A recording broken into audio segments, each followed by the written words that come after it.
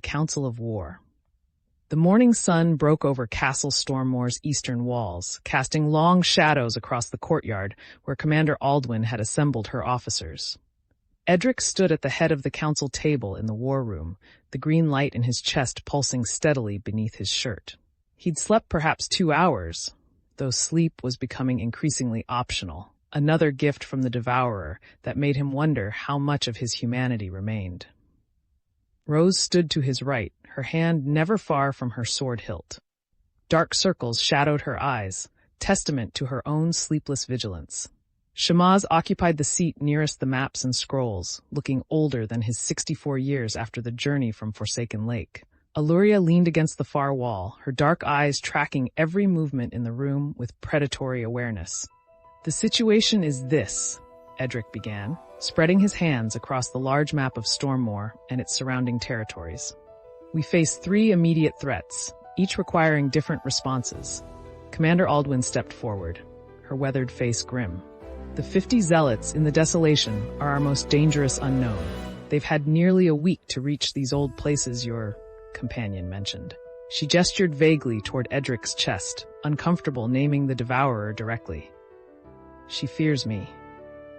The Devourer observed in Edrick's mind. "They all do, even those who pretend otherwise." "They fear what I might become," Edrick corrected silently. "There's a difference. Is there?" Edrick ignored the entity and focused on the map. "Shamaz, what have you learned about these old places?" The healer spread several ancient texts across the table, their pages yellowed with age. The Urith archives speak of 7 major corruption sites in the deep desolation. Wounds in reality where the Devourer's original prison leaked essence before King Aldrich's binding. The texts call them the Screaming Hollows, the Shattered Spire, the Weeping Chasm, the Blackened Grove, the Mirror Pool, the Bone Garden, and the Throne of Ash. Alluria pushed off from the wall and moved closer. Each site represents a different aspect of corruption. The Screaming Hollows twist the mind. The Shattered Spire warps the body. The Weeping Chasm corrupts the soul, and so on. If the 50 zealots split up and each group seeks power from a different site, we'll face 7 different types of transformed enemies, Rose finished, her voice flat. Each adapted to counter different defenses. Edrick felt the Devourer's attention sharpen. "Clever. They learned from watching you resist me. They know unity creates strength, so they seek diversity instead. Can we reach these sites before they complete their transformations?" Captain Torvin asked. The veteran soldier had arrived from the northern garrison just before dawn, his armor still dusty from hard riding. Shamaz shook his head slowly. "The texts suggest the transformation process takes between 2 and 4 weeks, depending on the site and the individual's existing corruption. We're already a week into that timeline. Even if we rode immediately, we'd be racing against time we likely don't have." "Then we prepare to face what emerges," Edrick said firmly. "Commander Aldwyn, I need scout teams in the desolation. Volunteers only. No one goes into that wasteland under orders. Their mission is observation and early warning, not engagement." Aldwyn nodded, making notes on a wax tablet. "I have 3 teams in mind. Experienced rangers who know how to survive in hostile territory. But Your Majesty, we need to discuss the second threat." Edrick turned his attention to the northern territories marked on the map. "Lord Brennan's bandit problem." "It's worse than a bandit problem," Captain Torvin interjected. "I rode through the affected villages on my way here. These aren't opportunistic raiders. They're organized, well-equipped, and they're specifically targeting villages that sent men to help defend against the cultist threat. It's almost like someone is punishing them for supporting the crown," Rose finished, her jaw tight. "Or testing our response time while we're distracted by ancient evils." Edrick studied the northern territories, noting the pattern of attacks. All clustered near the border with the Thornwood Marches. All within a 3-day ride of Lord Brennan's seat at Ironkeep. "Captain Torvin, how many men can Lord Brennan field?" "Perhaps 200 if he strips his castle garrison to nothing. But Brennan's not a military man, Your Majesty. He inherited his title through marriage, not blood. His men respect position, not the man." "Weakness invites predation," the Devourer observed. "A universal truth across all civilizations I've consumed." Edrick suppressed a shudder at the casual mention of consumed civilizations. Rose, I need you to take command in the north. 50 soldiers from our garrison, plus whatever forces Brennan can contribute. Find these raiders and end them, quickly. Rose's expression flickered. Concern, determination, reluctance. You're sending me away. I'm sending you where you're needed most, Edrick corrected gently. The Northern Lords need to see the Crown's strength. They need to know that Stormmore protects its people, regardless of ancient threats or political complications. You're the best warrior I have, Rose. Show them what that means. She held his gaze for a long moment, and Edrick knew what she wasn't saying. What if you lose control while I'm gone? What if I'm not here to keep my promise? I'll have Shamaz and Alluria, he said quietly, and the disciplines we've been practicing. I won't break, Rose, not while there's work to be done. Noble words, the Devourer murmured. Let's hope they prove true. Rose finally nodded, though her hand tightened on her sword hilt. I'll leave within the hour, but Edrick, if something happens, if you feel yourself slipping, you'll know, he promised. The moment I know, you'll know, through whatever means necessary. Commander Aldwyn cleared her throat diplomatically. That brings us to the third threat, Your Majesty, the political one. Edrick turned back to the map, where several castles and keeps were marked with red ink. The lords who demand I appear before them to prove I'm not corrupted. Lord Caswick of Eastmoor, Lady Thornfield of Ravensworth, and Baron Aldrick of Westmarch, Aldwyn listed. All powerful nobles with significant military resources, all demanding audiences within the fortnight, or they'll, and I quote, take necessary measures to protect the realm from potential corruption. Alluria laughed, sharp and bitter. They're threatening civil war while ancient evil transforms zealots in the desolation and raiders burn northern villages. Brilliant timing. Fear makes people stupid, Shamaz observed wearily. They see their king carrying the Devourer and imagine worst-case scenarios. They're not entirely wrong to be concerned. But they're wrong in their approach, Edrick said firmly. I won't be summoned like a servant to prove myself to frightened lords, but neither can I ignore their concerns. He studied the map, calculating distances and timing. Commander, send messages to all three. I'll meet with them, but on neutral ground and on my timeline. The ruins of Old Ravenhold, 3 weeks from today. Public audience, open to any noble who wishes to attend. Bold, the Devourer commented. Returning to the place where you became my prison. The symbolism won't be lost on them. That's the point, Edrick thought back. Let them see where I chose this burden. Let them see the price I paid. Aldwyn looked uncertain. Your Majesty, gathering so many nobles in one place while we face multiple threats, creates either unity or chaos, Edrick acknowledged. But we need their support.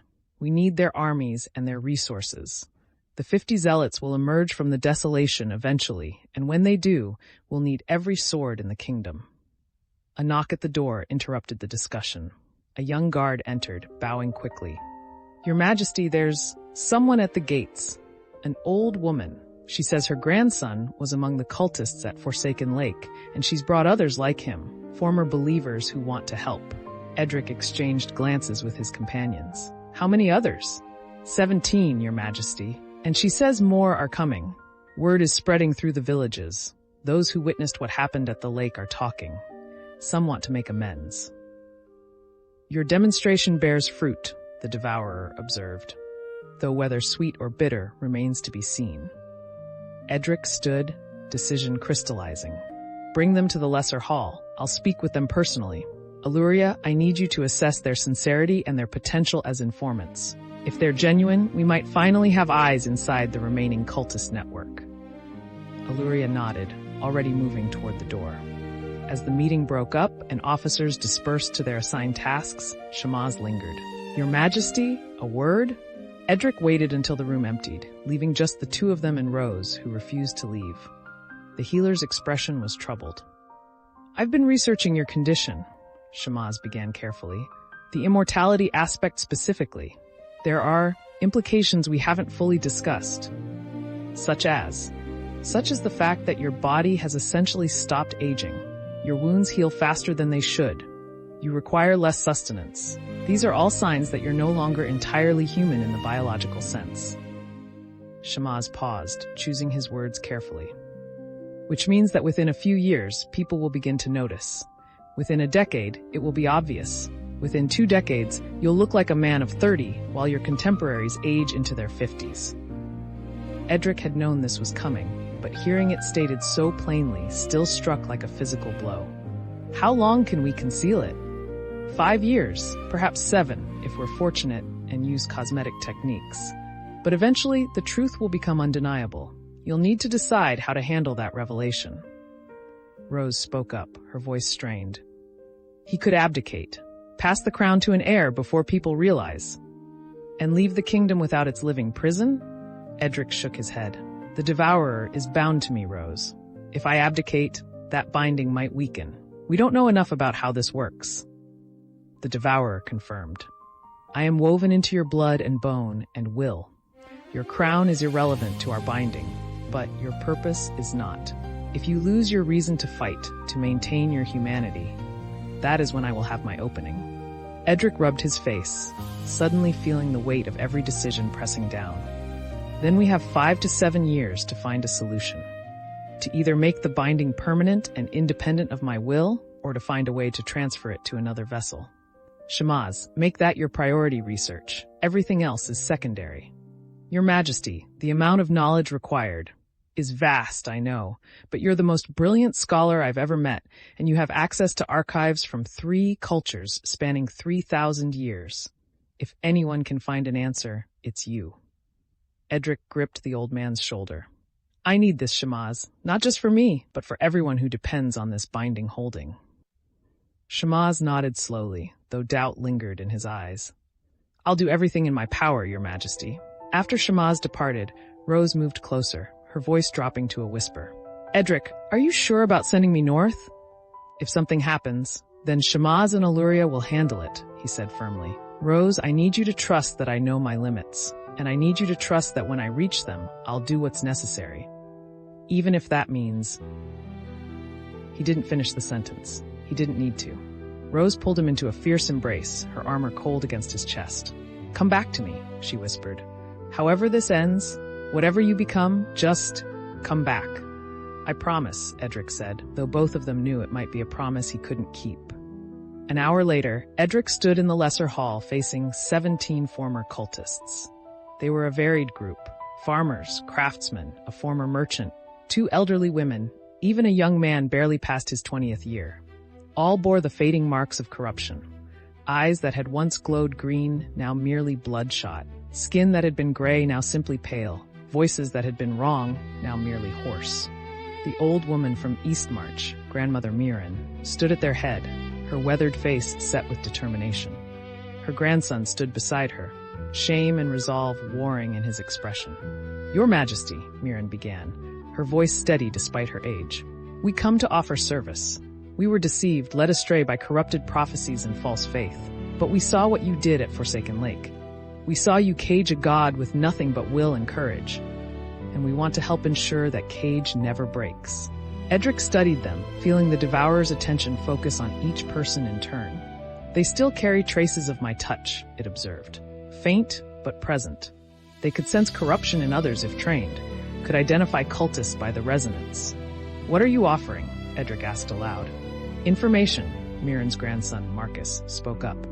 We know how cultists think, how they organize, where they hide. We know the signs, the symbols, the meeting places. And we know who among the faithful were merely afraid versus who were true believers.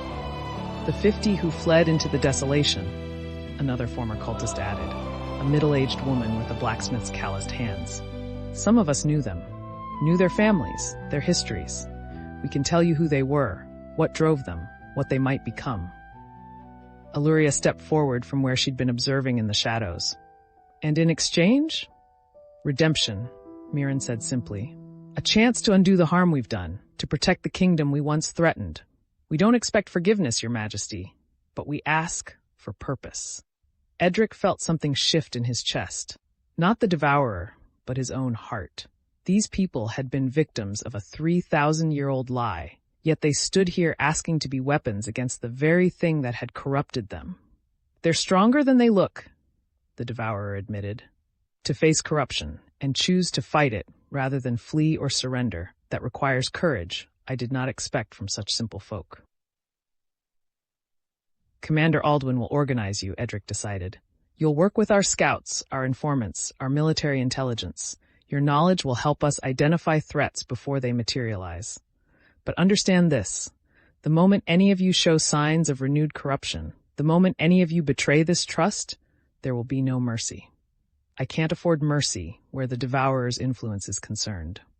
We understand, Your Majesty, Marcus said, and the others nodded. We wouldn't expect anything less.